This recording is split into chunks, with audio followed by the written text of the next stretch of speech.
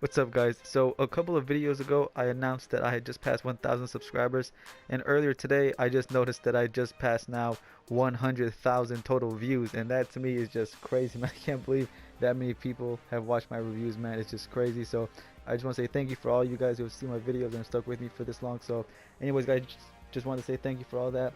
And for now, man, let's get to this team of the week. Janis, man. 84 overall, long pass style, 6'3", 96 speed, 90 catch, 72 release, 93 jump, 86 catch in traffic, 92 spectacular, 86 elusiveness, and 76 route running. Now, I'm sure most of you probably already figured this out. This guy is not a catch in traffic or a clutch receiver by any means. He is a single purpose, one trick pony type of player. That 6'3" frame and 96 speed is the only reason you should want to get this card. Slants, drags, and streaks are pretty much the only thing you want to run with him. I don't recommend throwing in traffic. That's not what he's for. Believe me, he will let you down more often than he will succeed. Nothing really too crazy about his stats. Like I said, that 96 speed was really about it. Everything else is just average. He does have a 93 juke, so if you're good at juking and you get in the open field, see what you can do with him. But anyways, guys, that's enough talking, man. Let me show you what I saw.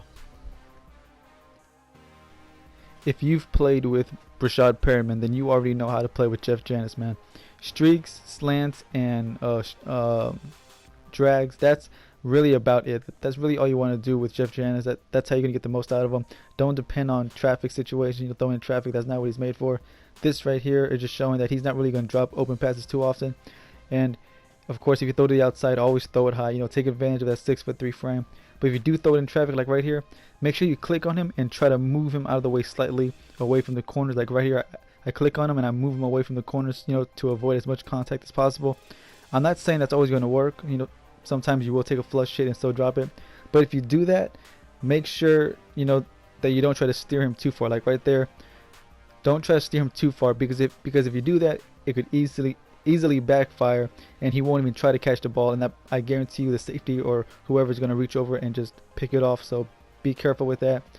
But this right here, man, is what I was saying, man. Drags, slants is the best way to use that 96 speed, especially if it's man to man like this right here. Look, just look at all that separation, man, with 96 speed. So if you do get him, man, I absolutely say he's just a role player. That's really all I can say for him. Like I said, his main weakness was catching traffic.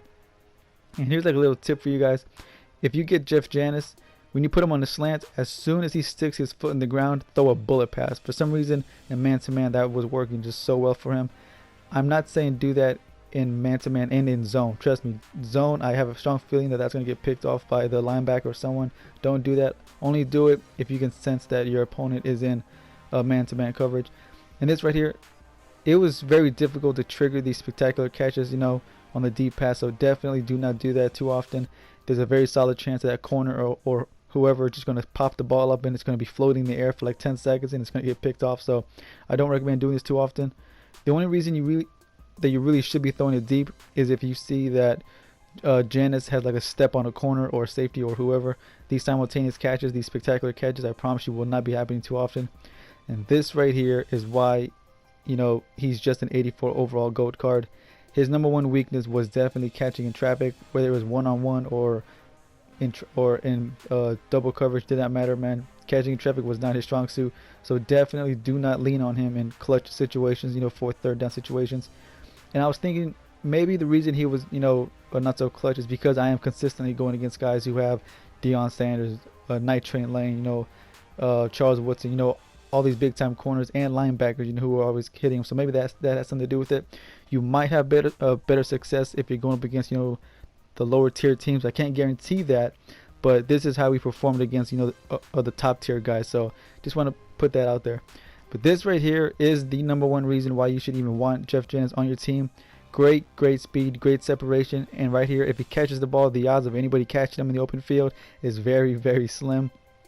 So if you put him out wide and you see that he's got to step on a corner, do not hesitate. Just throw that ball as far as you can and watch him go get it.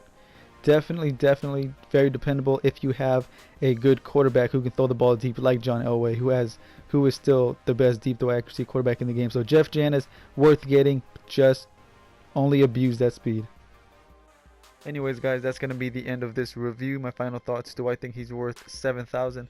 That does sound about right, and I'm sure his price would just keep dropping anyway. So Just remember, don't depend on him in clutch situations. Just stick to streaks, slants, and drags. If you see he's got to step on someone deep, do not think twice about it. Just throw it, assuming that there's no safety deep. Of course, if he beats the corner, but he's got a safety over top, you might not want to throw it. Just if it's one-on-one and there's no safety help, and you see he's got to step on him, then just throw it deep. Is he a top 5 receiver? Obviously not. Is he a top 5 speed back? You know, I think you could make the case. I mean, I know there are a lot of 96 speed receivers in the game and faster, but that 6'3" frame offers a lot of, you know, different advantages as opposed to a like 5'9", 5'10" speed receiver. So you know what, actually I definitely would say he's a top 5 speed receiver, just because of his height. Honestly, his speed, you know, like I said, a lot of receivers out there with 96 speed, but not many of them are 6'3" or taller. So definitely in my mind I would say a top 5 speed receiver. And if you want to put him at kick returns, you can. I was not able to run any back with him, but I was able to get to, you know, like the 30, 35, you know. So definitely try him out at kick return to see what he can do. Just try to avoid those big hits. You know, I think he's only got like a 73 carry or something. Yeah, 74 carry. So don't expect him to hold onto the ball too often if he gets smacked around. So keep that in mind. Anyways, guys, my next review is actually going to be that new David Johnson card that just got released on Monday. So a lot of guys have been requesting that one, so I picked him up. Should take me about a day or two to get his video done, so be on the lookout for that. Don't forget to like, comment, subscribe, boys, and I will see y'all for the next review. Peace.